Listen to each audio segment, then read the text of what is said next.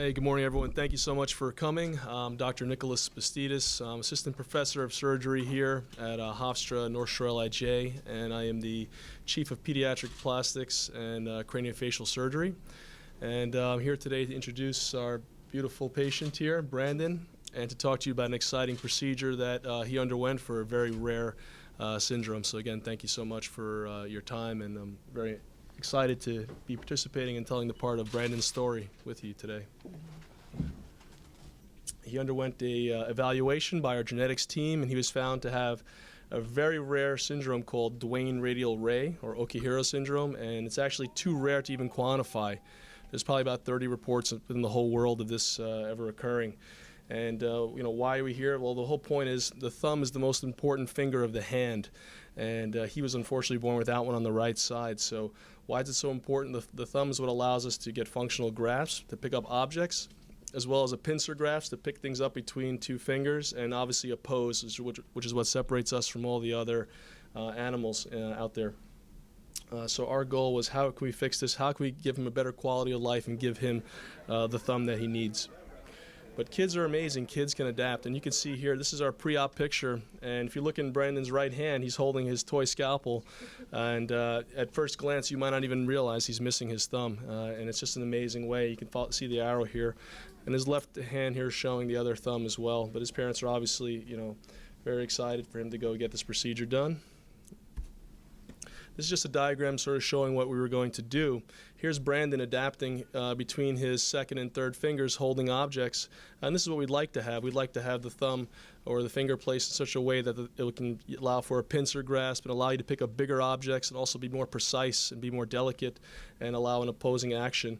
So this is our hand to start off with, a four-fingered hand with just an index, middle, ring, and small finger, and this is what our goal was, to take the index finger, to move it over into the thumb position so that he can do things like pick up this ball in the future and go out and live any sort of purposeful life you'd like to do with that hand.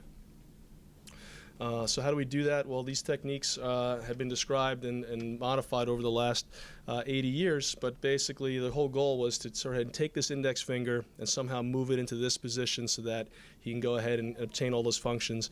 And also by transferring that finger, transferring the nerves, transferring the tendons, using microsurgical techniques, splitting the nerve, also moving the bone and creating a new joint that will allow him to have that function. And here you guys can see the markings here. And then if you got an x-ray, you can see here that there's obviously a missing bone, and that's the thumb, so it's completely, it has not formed at all in this hand. And so what we went ahead and did was, under tourniquet, in about a 3-hour procedure, we went ahead, and I'll spare you guys the gory details, but we've created this new thumb by moving his index finger. And this is what you can see here in the post-op immediately on the table.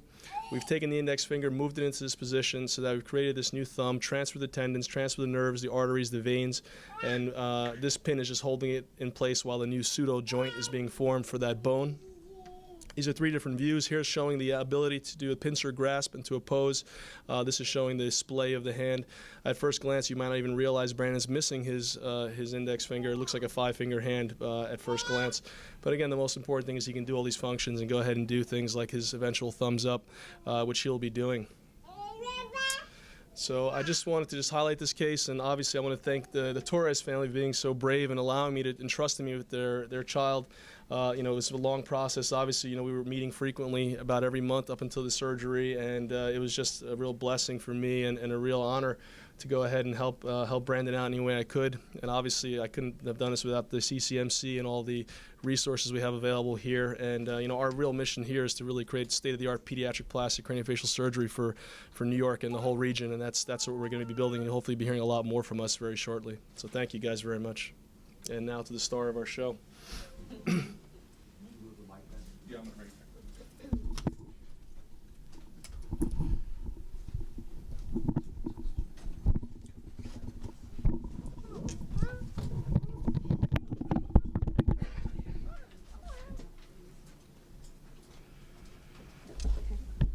Good morning, everybody. Thank you for being here as well. We're very excited, but definitely very scared when we first found out that Sebastian had this condition.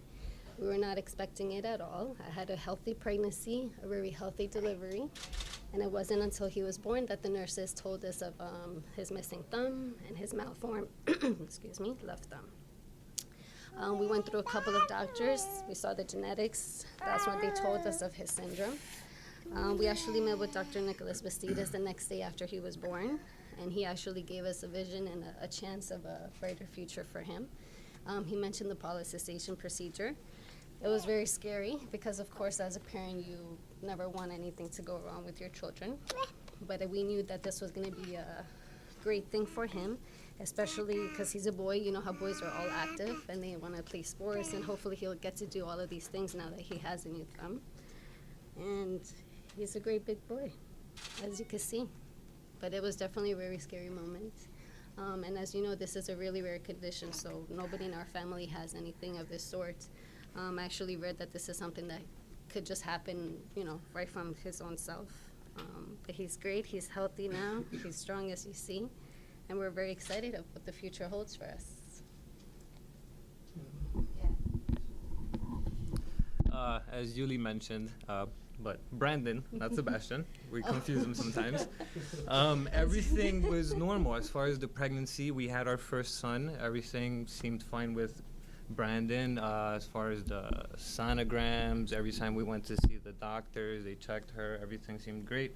And he was born premature, 1 month.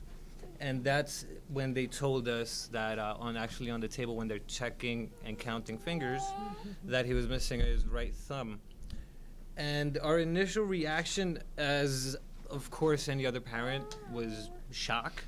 And our main concern was just that as long as everything else was fine, you can deal with it. It's a finger, thank goodness. And we didn't come to realize afterwards that there was such a procedure as polycystation up until the following day where we met Dr. Nicholas Bastidas and explained to us everything that was possible. And thank goodness, as you can see, he has his thumb now. So he will be giving people thumbs up. And yeah, we just, want to raise awareness for anyone else that's out there that their kids may have this issue, maybe give them a better future. Hopefully, change the world one day. Right, Papa? You could be someone And special. that's what Brandon wants to say. Yeah, Brandon wants to change the world. How do you feel about the procedure and what they did here?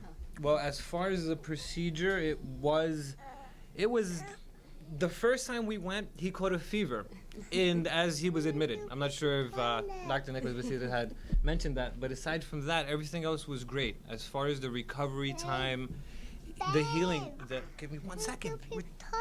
Oh, yes. Okay, give me 1 second. We're potty training, as you can But yeah, as far as the recovery and everything, the day after he actually left the hospital, he had no pain whatsoever. We didn't administer any pain meds, not even Tylenol, anything. He didn't cry. Only time he would scream is because his brother was bothering him. But aside from that, the recovery is great. The cast came off on Monday. We took it off. Dr. Nicholas Bastidas actually took it off himself, and the removal was great. He's great, and he's crawling, running around, grasping things, eating his Cheerios, his brother's Cheerios, my Cheerios. So he's already using a thumb. Yeah, he's actually he holds it as far as to pivot, so he can more or less hold something. He will rest something on it. As far as before, he would just shift it over, but now he's actually resting things on it and right on the edges. Yeah. There's still a pin in as well for another week and a half. Once that comes out, he's going to start physical therapy, and over the course of the next 3 to 4 months, we'll gain complete function and control of that thumb. Will that finger eventually become a thumb? Yeah, it basically has all the motor necessary. The only thing that's restricting it currently is this pin, which is allowing this new pseudo joint to form, which will allow the whole thing to rotate like a ball. So eventually it will become a thumb. Correct. It's for the time being it's The thumb is the most important finger because of its ability to oppose. No other finger can really do this well, and also to allow for a functional, powerful grasp. If you can imagine, you can only pick up objects this wide if you're using these fingers, but the thumb allows you to really capture, pick up, and do fine motor, unlike any other finger, and therefore it is the most important finger in the whole hand. yeah, texting. It's actually that's what separates us from primates. the fact that we have the opposable thumb. It's like they Yeah. say, you never know what you have until you don't have it. We take advantage of all the things we do every day.